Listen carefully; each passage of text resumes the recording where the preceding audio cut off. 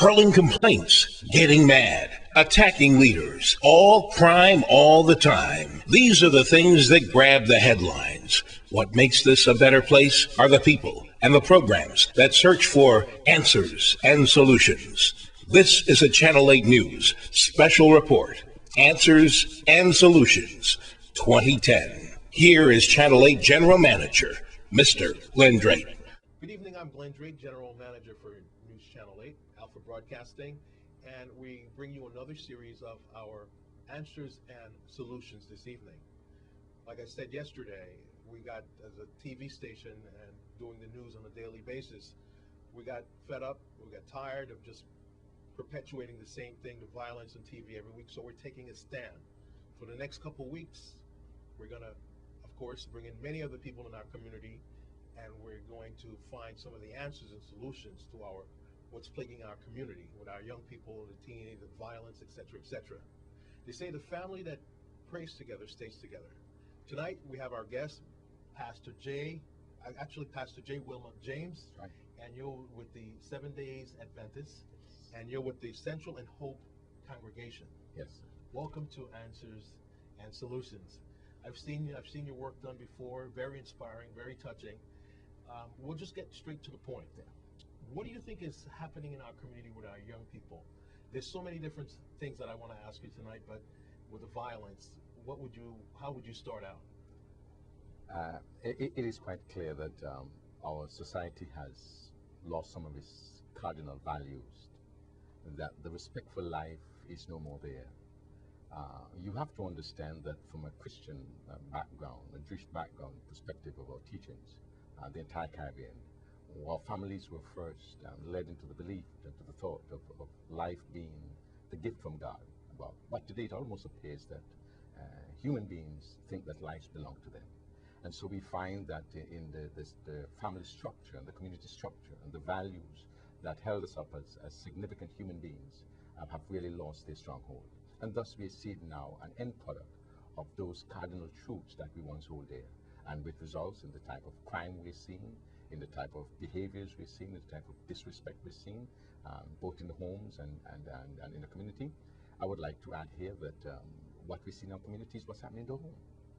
Understand that every one of us that comes into the community and perform we come from a home, and we bring that from the home. So if you can understand what's happening in the community, what about what's happening in the home, where persons are being abused and mistreated, and also ill-treated, and others are being totally victimized by circumstances, and people want a way of venting these expressions, and they just think that if family members can do it to me, what about the community?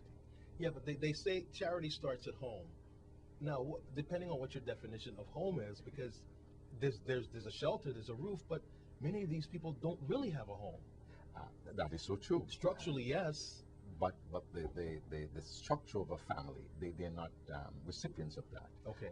But you need to understand that who we live with, we can embrace those as home. Take for instance here in the Virgin Islands, many persons migrated from islands and from various countries and have come here and find a home here. Sometimes we started by living with friends and relatives, but in order for us to get along and to make a way in life, we had to conform to the expectations of home and treat one another who we live with as brothers and sisters. I think we have lost that in our community. And so because of that, we're seeing an end product of all of these violence and these crimes and these illicit behaviors that are just not helpful to us probably right now in our Virgin Islands. Foundation, do you think we need prayers in the school? I mean, we go back to old school. Do you think that's necessary? I know this has been a long debated issue throughout particularly U.S. history, and I am more concerned about the prayers in the home than the prayers in the school. Can be rituals and liturgy, but prayer in the home. You began this program this evening by saying that the family that prays together, stays together, that is still binding upon families. Let's learn from the lower creatures, the lower animals. You notice that as family, they bind themselves together. A hen with her chicks, a dog with the pups. They bind themselves together and bring that atmosphere of peace and harmony. They talk to one another. That's what prayer does. Prayer allows us to come together and respect life. So I'm a firm believer praying the home. It works. Any challenging mother out there could tell you that when they begin the day with prayer, things tend to go better. Things tend to go easy. The moment that that is omitted, they find that there are various challenges that they face that sometimes almost insurmountable. And because prayer is still a key, because there is a power in prayer that changes human beings because it's from above. And that's what I think is needed, praying the home. Then when we have been taught to pray, when our kids have been taught to pray in our homes, or pray in the school, will be more powerful. And pray in the church will be more common. And pray in the assemblies. Whatever assemblies we have, they're where we get the power from. And what they say on the dollar bill, it says, trusting God, not in man. Yes. But in our community, as I asked our previous show yesterday, Mr. Alex Georges, a lot of people have no faith in what controls the structure of the community, like the police department. A lot of people don't trust in the system anymore. What do you think about that? It is sad because the social services and community services that are embedded in man, that makes a society. We need the hospitals, we need the police, we need the fire stations, we need the clinics. We need these services that helps us to be a civilized society. We need the airport. How can we no longer trust them? We get on a flight with a pilot and we trust him to take us where we're going. We don't know what he scored in his final exam, but that's how we need to trust people. The same thing with the police officers. We have to trust them to protect them. Now understand that men fail us, and because we're human, but not because one fails us. We have to live with something called faith in the people that we live around. We have to trust our doctor, the medical professionals. We need them in order for us to survive. And so, yes, it is of necessity that we place great amount of confidence in these, not to the limit above the God, but that they must carry out their work quite efficiently and well. And there's sometimes we need to show some appreciation for these. I would say the police officers, the fire station. I was so delighted about a year and a half ago, there is a group of young people here who went to the 8 fire stations on this island of Thinking and just prayed with them and shared scripture with them and just encouraged them in the services that we need. We have to live as a community.